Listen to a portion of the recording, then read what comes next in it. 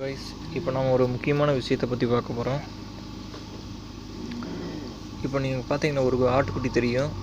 Actually அது 3 மாதம் 3.5 மாதம் சினையாக இருந்துச்சு, அதாவது கர்ப்பமாக இருந்துச்சு. அது இந்த மழை காலத்தில் இந்த கிளைமேட் சேஞ்ச் ஆகிற நேரத்தில் இந்த பில்லெல்லாம் சாப்பிட்ருக்குது. இந்த பச்சை பில்லாக சாப்பிட்டு இந்த வாழை இலை இதெல்லாம் சாப்பிட்டுக்கிட்டு வயிறு எடுத்துட்டுருச்சு. வயிறு எடுத்துக்கிட்டே நாங்களும் மெடிக்கலில் போய் மாத்திரை கொடுத்தோம். அது எல்லோ கலர் மாத்திரை 2 வாங்கி கொடுத்தா அது பரவாயில்ல, அப்போ ஓரளவுக்கு இருந்துச்சு. அப்போவும் வயிற்றால தான் போயிட்டு இருந்துச்சு. சரி எதுக்கு இருக்குது அப்படின்னு டாக்டரை கூப்பிட்டு செக் பண்ணி பார்த்ததில் டாக்டரே ஊசி போடல அப்படின்னு சொன்னாங்க. அப்போ அது 3 மாதம் 3.5 மாதம் ப்ரெக்னெண்ட்டாக இருந்துச்சு.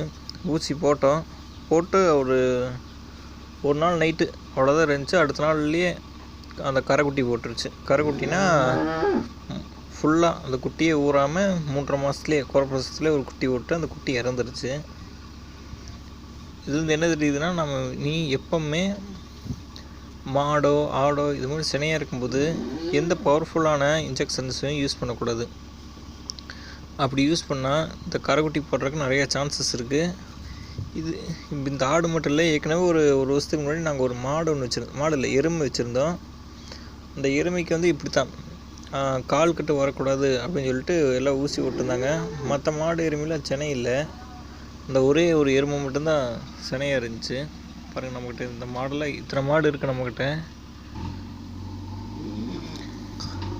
அங்கே தெரியும் பாரு எருமை, அதுவும் அங்கே சின்னதாக படுத்துருக்கு பார்த்தீங்க எருமை.